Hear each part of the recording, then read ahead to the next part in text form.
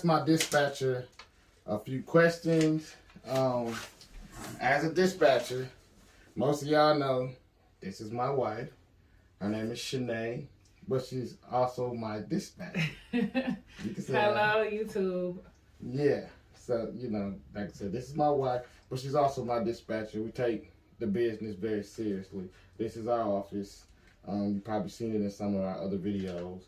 But, yeah, I'm going to ask her a few questions about how she likes dispatching, what she thinks about it, because my wife, she's a college graduate. She went to school for a bunch of years. She's got a degree, a couple of other certificates in other fields. And I think she really enjoys dispatching, so I want everybody else or other people that's looking to get into dispatching to see what her opinions is on dispatching and college and what she thinks about it. So here's my dispatcher and my wife, Shanae, the lovely, the one and only. You can say something if you want to say something. Well, thanks for that introduction. And I guess we'll go ahead with whatever questions you have. Okay, yeah, well, let's get it started. How comfortable are you with talking to brokers? Because I know at first, like the first couple of, times that you talked to a broker, you was nervous. But how quickly did it become easy for you? So I would say probably after a few weeks, maybe 2 weeks max. And it could be like after maybe 3 to 4 loads. The more that you're actually calling, you're looking at the dashboard, you're studying, you're able to get a little bit more comfortable. It always helps to write you a list of things that you want to know, or that you're going to ask and stuff, questions that you need to ask the broker so that you're more comfortable, so that they don't ask you something that you're kind of stuck and don't know. So it's definitely really important to create that checklist. So, just basically writing down the mileage of the load, how much money you want to get paid for the load, including the deadhead miles. That's very, very important. Also, speaking to your driver, and asking them what their bottom dollar would be, like the lowest that they would accept the load for. So knowing all of those things, asking questions like what's the weight, what's the temperature of the load, all of those things are really important. So once you create that list and you follow that list, the more and more comfortable you'll be talking to the broker, because you'll be ready for the questions that they're going to generally ask you. And then you'll start to build that relationship and stuff with them. And then, like I said, the more and more you do it, the more less nervous you are.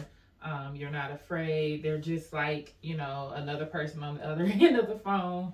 So I would say definitely the more that I did that, now I could call one and be like, hey, how you doing? And I'll be fine. My name is Joe Blow. All of that. Yeah.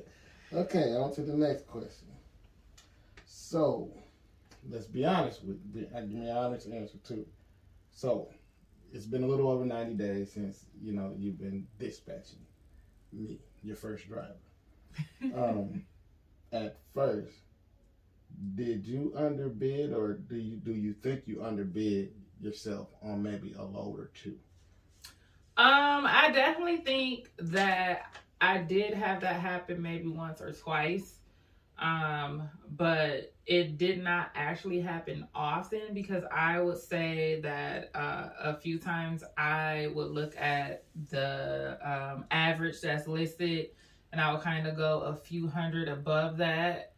And then I've actually had a broker hang up on me because he's like, that's ridiculous. And sometimes they, you might get some that will actually negotiate with you versus hanging up with you on you.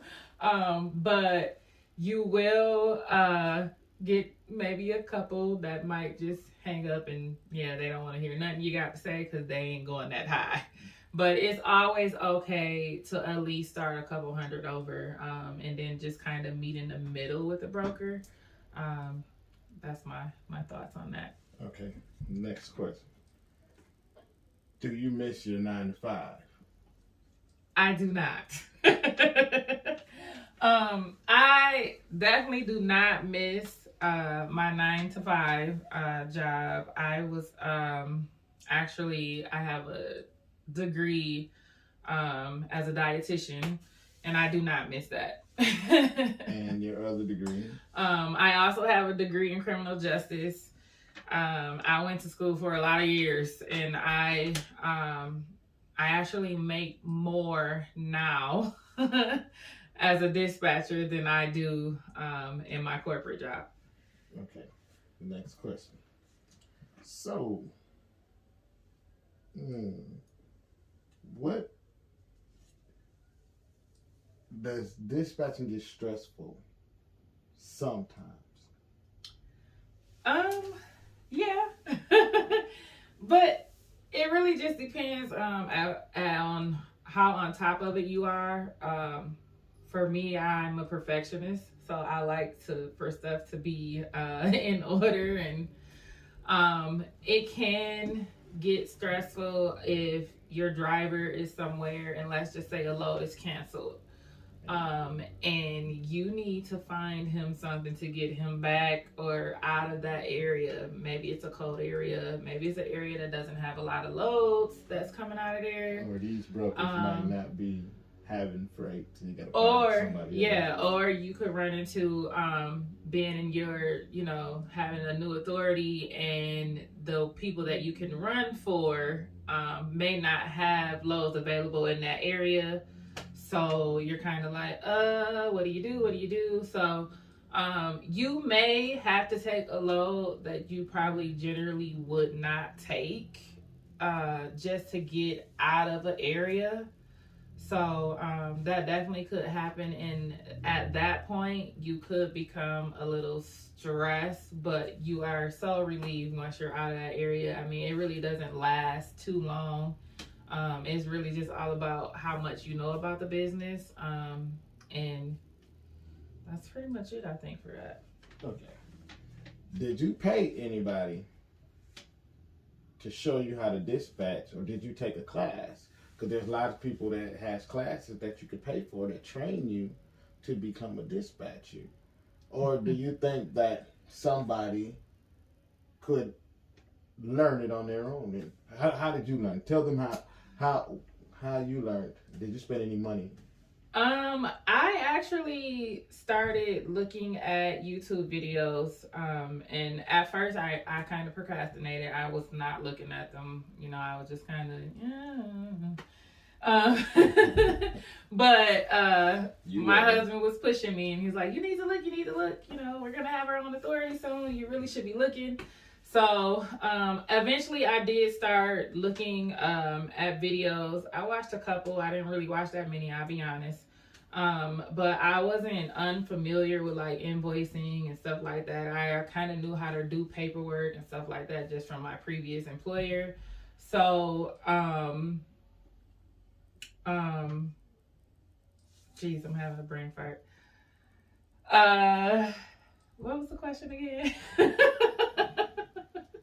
Who taught you how to dispatch? Okay, so don't mind us. Amen. Carry on. Anyway, I did look into actually taking a course, and I signed up for this course. It was a girl, I can't remember her name, but she does have a really good course. That's a good story right there. What I did was, me and my husband, we got approved for our authority on my 37th birthday. Girl never tells her age. I just told all of you. Anyway, I had booked the load, but I had already booked a load, but right before I booked the load, I had registered for a class. I was going to take it because I felt like I needed a class. Just to me, I thought, yeah, you need a class. take the class, whatever. It might be better. I was thinking that it will help me. It will give me, some tips or something I haven't seen on YouTube or, something like that. And I got in this class. I'm ready. I'm geared. I have my notes out. I'm sitting at the table, laptop on. I'm joining the Zoom meeting. And the instructor, she comes on and she had us all introduce ourselves. So we all introduced ourselves and we were literally, it got to my turn. And she's like, tell us a little bit about yourself. I'm like, hey, my name's Shanae. I just booked my first load. Me and my husband just got our authority. She's like, oh, stop right there. I was like, okay, what? Yeah. And she goes, you booked your first load already? I'm like, yes, I did. She was like, oh. She was like, well, honey, this class isn't for you. So I was like, oh, it's not. I kind of felt away, but she goes, what I'm finna talk about in this class is very basic. We're just gonna go over, rate cons, BOLs, and how to literally just call a broker and book a load. And because you've already done that, you don't need this class. There is another class that I could potentially offer you just on how to look at the load board and like get top dollar and stuff like that. But she actually refunded me. And I was like, whoa, okay, I'm already ready. I didn't need any training. So, that was cool. That was pretty cool. I basically, like I said, you can teach yourself dispatching. You just have to have patience with yourself. Be able to read and answer some questions. Join some Facebook groups. Those definitely help. They help a lot. Those are, there's some great groups out there. I think I'm in a few of them. I go on, I read questions, I see what other people are asking, and I just kind of go from there, and I learn just from doing. Right.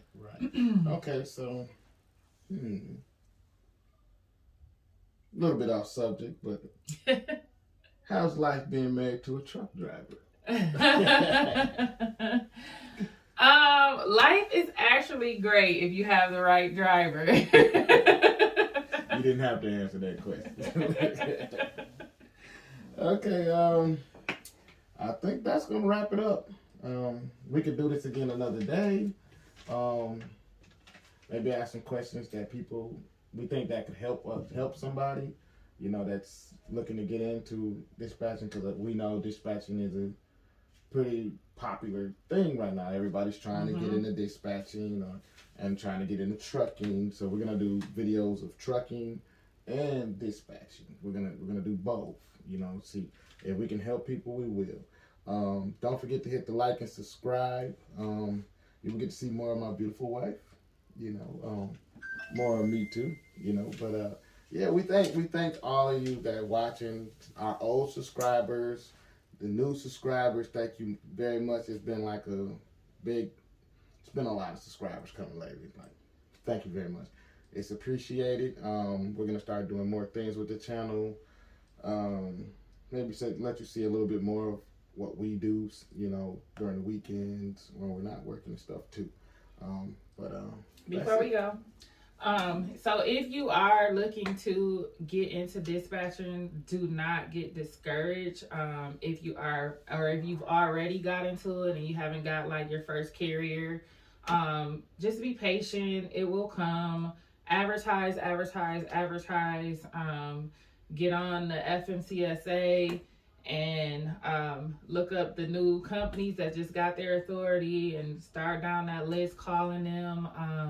Also, make flyers. You can do business cards. You can go to truck stops. You can do stuff like that. Just don't get discouraged because there's enough for everybody. So that's all I will have to say. And yeah, like and subscribe, please. Thank you. Peace.